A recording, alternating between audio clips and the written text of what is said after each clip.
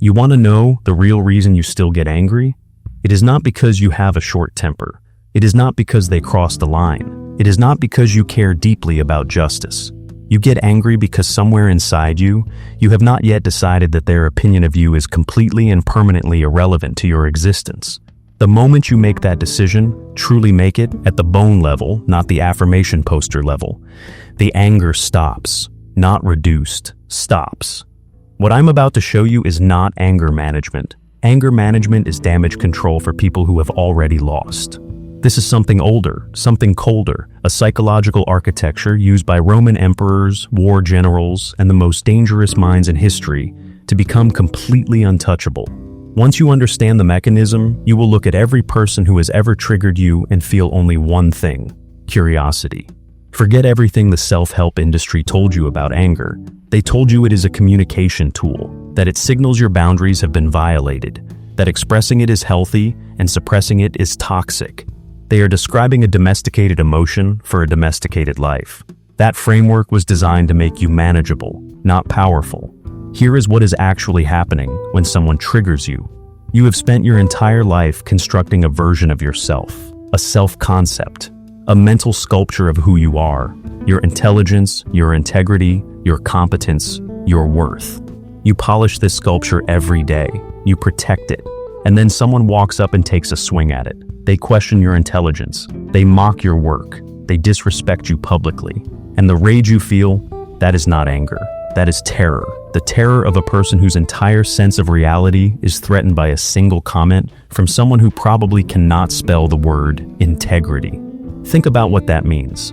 A stranger's 3-second remark has the power to physically alter your heart rate, flood your bloodstream with stress hormones, and derail your entire day. They spent 3 seconds. You spend 3 hours there. Who won that exchange? There is a concept in behavioral psychology called the confirmation wound. It states that the insults that hurt you most are not random. They are precisely the ones that confirm a fear you already carry about yourself. If you have never doubted your intelligence, someone calling you stupid is nothing. It slides off. But if somewhere beneath your confidence there is a quiet whisper that says, maybe I am not as smart as I pretend, that same comment lands like a blade. The insult did not create the wound. It found one that already existed. And your anger is not a righteous defense. It is proof of the wound's location. This is why the most dangerous people you will ever encounter cannot be baited. They carry no hidden wounds. They have spent years excavating their insecurities and making peace with every last one. So, when the attack comes, there is nothing to find. The knife swings and hits the air. Their faces do not change. Their breathing does not change. They look at you the way a doctor looks at a patient in the middle of a symptom, with clinical interest and absolute detachment. You are going to become that person. There is a man whose story destroys every excuse you have ever made for your own reactivity. His name was Epictetus. He was born a slave in ancient Rome, around 50 AD. Not metaphorically enslaved, literally owned by another human being. His master was a man named Epaphroditus, who by all historical accounts was cruel, petty, and enjoyed demonstrating his power through cruelty. One day, Epaphroditus decided to break Epictetus's leg, not for any reason, simply because he could. He began twisting it slowly. Epictetus looked at him and said calmly, "You are going to break it." Epaphroditus continued. The bones snapped. Epictetus said, "Did I not tell you that you would break it?" No scream, no rage, no breakdown. Epictetus went on to become the most influential philosopher of the ancient world. His ideas shaped Marcus Aurelius, who ruled an empire of 70 million people. His ideas shaped the Stoic tradition that is studied in the world's most elite universities and military institutions today. He had nothing, no freedom, no physical safety, no rights. And he built an unshakable internal empire from a prison of someone else's making. And you are telling me you cannot maintain composure when someone is rude to you on the internet. What Epictetus understood, and what he later articulated in the Enchiridion, is the single most powerful psychological distinction ever recorded. There are things within your control and things outside your control. Your opinions, your intentions, your choices, your responses, within your control. The weather, other people's behavior, their words, their opinions of you. completely and permanently outside your control. The entire philosophy of the untouchable mind rests on this one line: stop demanding reality to obey your preferences, and reality loses all power to hurt you. Anger is the emotion that happens when reality disobeys. Every single time. You get angry at traffic because you demanded an open road. You get angry at criticism because you demanded approval. You get angry at disrespect because you demanded to be seen accurately by someone whose vision was never calibrated to see you at all. The demand is the problem. Kill the demand. The anger has nothing left to feed on. Here is what the manipulators in your life already know that you do not. Stanford neurobiologist Robert Sapolsky spent 30 years studying how stress hormones destroy the human body and mind. His research reveals something that should change the way you walk through every room. Cortisol, the primary stress hormone released during anger, does not just make you feel bad. It physically impairs the prefrontal cortex, the part of your brain responsible for strategic thinking, impulse control, and rational decision-making. When someone triggers your anger, you do not just feel worse. You become less intelligent, less strategic, and less capable, sometimes for hours after the incident. Now, consider the person who triggered you. They spent 3 seconds being provocative.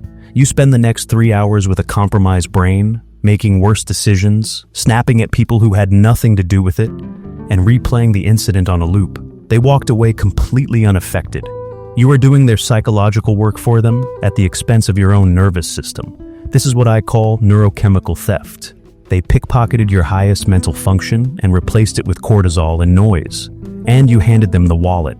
The manipulators who do this deliberately, and they exist in every workplace, every family, every social circle, are not doing it because they hate you. They are doing it because an angry person is a predictable person. When you are in a cortisol flood, you yell, you escalate, you make rash decisions, you say things you cannot take back. You become a machine operating on visible, readable code. They know your next move before you make it. And while you are busy being a machine, they are thinking clearly, strategically, watching you self-destruct from 3 steps ahead. The moment you understand this, you stop seeing anger as emotional and start seeing it as tactical. Getting angry is not strength. It is handing a tactically superior position to the person you are angry at. It is paying them with your highest neurological resource for the privilege of feeling justified. Stop paying them. Every technique in this video lives inside one foundational concept. Master this, and everything else becomes automatic. Viktor Frankl was a psychiatrist who survived 4 Nazi concentration camps, including Auschwitz. His wife, his parents, his brother, all killed. Everything he owned, every material comfort, every external freedom, stripped. In the most annihilated state a human can exist in, he made a discovery that became the cornerstone of modern psychotherapy. He realized that no matter what the guards did to his body, they could not touch the 1 centimeter of space that existed between what happened to him and how he chose to respond. Between stimulus and response, there is a gap. In that gap lives every freedom you will ever have. The guards owned everything outside that gap. He owned the gap itself, and the gap, it turned out, was the only thing that mattered. What most people call triggering is actually the collapse of that gap. Something happens, and the response is immediate, animal, reflexive. There is no pause, no processing, no choice. You function like a machine programmed by everyone who has ever hurt you. What I am teaching you to do is called the sovereign observer state. It is the deliberate expansion of that gap in real time while the trigger is happening before the response fires. It works like this. The moment you feel the heat begin, the chest tightening, the jaw setting, the thoughts accelerating, you do not try to suppress it. Suppression is just pressure building behind a dam. Instead, you step back 1 layer inside yourself, not back from the situation, back from your reaction to the situation. You become the observer of your own emotional state, rather than the prisoner of it. From the observer position, you are watching someone try to trigger a reaction. You are watching your own nervous system attempt to comply, and you are making a conscious, deliberate, real-time decision to do nothing with it. Not because you are weak, not because you are afraid, because you have decided that their words are not currency in your economy. When Epictetus sat with a broken leg without screaming, he was in the sovereign observer state. When Talleyrand watched Napoleon throw a tantrum and simply noted, "What a pity he is so ill-bred," he was in the sovereign observer state. When every great general in history walked through chaos without flinching, they were not suppressing fear. They were observing it from one floor above, watching it pass through them like weather through an open window. This is your default setting from this moment forward. Now, the philosophy exists in your mind. But your body has not read the philosophy. When someone triggers you, the amygdala fires before the prefrontal cortex even knows what happened. Your heart rate jumps. Your pupils dilate. Your muscles tense. Your breathing becomes shallow and rapid. This is your body preparing for physical combat, a survival mechanism that is 200 million years old and does not know the difference between a lion and a passive-aggressive colleague. You cannot think your way out of this physiological spike in real time, but you can hijack it with what I call the predatory slow. Watch any footage of a truly dangerous predator, a lion, a shark, a wolf, in the moments before it acts. It does not rush, it does not twitch. Every movement becomes slower, more deliberate, more economical. This stillness is not calm in the passive sense. It is focused, concentrated, terrifying. The slowness signals, "I am not afraid of you. I do not need to rush. I have already decided what happens next." Here is the physical protocol. The moment you feel the heat rising, drop your breathing rate by half. 2 slow counts in through the nose, 4 counts out through the mouth. Do this once. That is enough to begin recalibrating your vagal tone, the nervous system brake that overrides the fight or flight acceleration.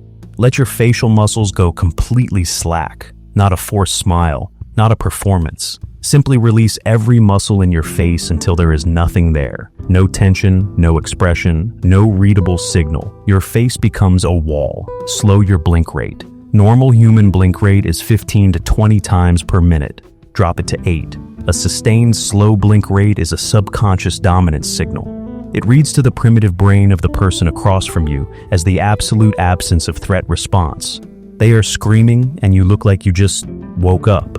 Let your shoulders drop. Let your posture open. Take up more physical space while your energy becomes quieter. Now, watch what happens to them. Their aggression was designed to meet resistance. They rehearsed for your escalation. They have counter-arguments loaded for your defense.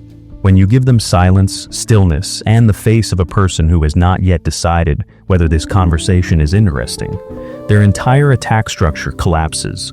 They get louder, because loud is the only dial they have. And the louder they get while you get slower, the more clearly the room sees who is in control and who is not. They brought a weapon to avoid. The void absorbed the weapon. They are standing there holding nothing. You have to change the fundamental way you think about human interaction before any of this becomes permanent. Most people think of social exchanges as emotional transactions. You give respect, you get respect, you give kindness, you receive kindness. This model makes you permanently vulnerable, because the moment someone violates the terms of the exchange, you feel wronged, and the anger is the natural consequence of feeling wronged. The correct model is economic. Your attention is a finite, non-renewable resource. Your emotional baseline, the quality of your neurochemical state, is capital. Your capacity for focused, strategic thinking is the most valuable asset you possess. Every single day, you walk through the world carrying this wealth. And every day, people approach you asking for a withdrawal. The disrespectful comment is a withdrawal request. The provocative colleague is a withdrawal request.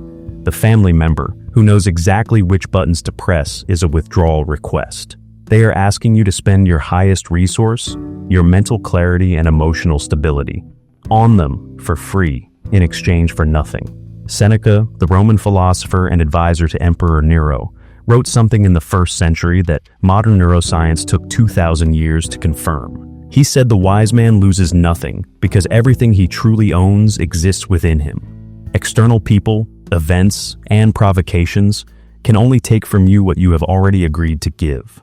Every time you react, you have agreed to give. You have opened the vault, you have handed them your gold and gotten nothing back except cortisol and regret. Begin treating your emotional reaction the way a billionaire treats an investment pitch. When someone approaches with a provocation, the internal question is, what is the return on this exchange? They want me to sacrifice my mental clarity spike my stress hormones, and compromise my strategic thinking. In exchange for what? For feeling momentarily righteous? Request denied. You do not say this out loud. You live it. The provocation lands, hangs in the air for a moment, and dies there, unpurchased, unanswered, irrelevant. And you carry on with your actual life, which is the one thing they were trying to interrupt. Now you will be given exact lines for when you are forced to respond. Because sometimes silence is not available. Sometimes you are cornered, challenged directly, publicly. And in those moments, what most people do is the one thing that guarantees defeat. They defend themselves. Defense is a confession. The moment you say, "That is not true, let me explain why," you are implicitly agreeing that the person across from you holds the moral authority to evaluate your character. You have handed them the judge's seat. And now you are in their court, arguing by their rules, on their timeline, for a verdict that they control. Never defend, never deny, never explain. Do something the attacker's entire psychological script has no preparation for. Agree, then own it so completely that the weapon dissolves in your hands. This is the shadow agreement, named because you are using your own shadow, the parts of yourself others try to weaponize against you, as your armor. Here is how it sounds in practice. Someone says, "You are too intense. People find you exhausting." Average response, "That is not fair. I am actually very easy to be around." Shadow agreement response, "You are probably right. I operate at a frequency most people are not built for. That has never particularly bothered me." Pause. Hold eye contact. Say nothing further. Their script is dead. They prepared for your denial, your hurt, your anger. They got quiet agreement and a wall. Someone says, "You think you are better than everyone here." Average response, "I do not think I am better than anyone. I just..." Shadow agreement response, "I hold myself to a standard that most people find uncomfortable to be around. I understand how that reads." Then silence. You took the accusation, turned it 90 degrees, and gave it back as a statement of principle. They cannot argue with it because you already agreed. Someone says, "You are completely impossible to work with." Shadow agreement response, "I have zero tolerance for mediocrity and I do not apologize for it. I can see how that creates friction." Then silence. Feel the difference. In every case, you are not angry. You are not defensive. You are a person who has heard an interesting observation about themselves and found it mildly accurate. The attacker wanted to shame you. You greeted shame at the door, took its coat, offered it a chair, and refused to let it set the terms of anything. The psychological effect on the attacker is disorientation. They are running a script that requires your participation to function. When you simply agree and step aside, they are holding a gun that has nothing to shoot at. Their entire social strategy collapses in real time, in public, while you remain completely composed. Everything in this video, the observer state, the predatory slow, the neurochemical defense, the shadow agreement, only works permanently if you do one final thing. You have to kill the ego, not your confidence, not your ambition, not your self-respect. Those are different things entirely. What you need to kill is the part of you that requires external validation to maintain its sense of reality. Marcus Aurelius, who commanded the largest military force in the ancient world and ruled 70 million people, had a private journal practice that historians found after his death. He never intended it for publication. He wrote it only for himself. In it, he repeatedly practiced what he called the reduction of appearances, systematically stripping the perceived value from everything that could generate emotional attachment or reaction. He would look at expensive food and remind himself, "This is dead animal and cooked grain." He would look at imperial power and write, "This is temporary authority over frightened people." He would look at praise from the crowd and note, "This is air from the mouths of people I will never know, about a version of me they have entirely invented." You need to do this with the opinions of the people who trigger you. When someone disrespects you, what is literally happening in physical reality? A primate in clothing is using a small muscle in their throat to create vibrations in the air around them. Those vibrations reach your eardrum. That is it. That is the entire physical event. The meaning, the sting, the humiliation, that is entirely something you constructed on your own and handed back to them as a weapon. The people who cannot stop triggering you, do they have the life you want? Do they possess the mind you respect? Are they masters of their own decisions and their own peace? Almost universally, the answer is no. They are reactive, undisciplined, and controlled by their own emotional chaos. They are not your judges. They are the thing you are trying not to become.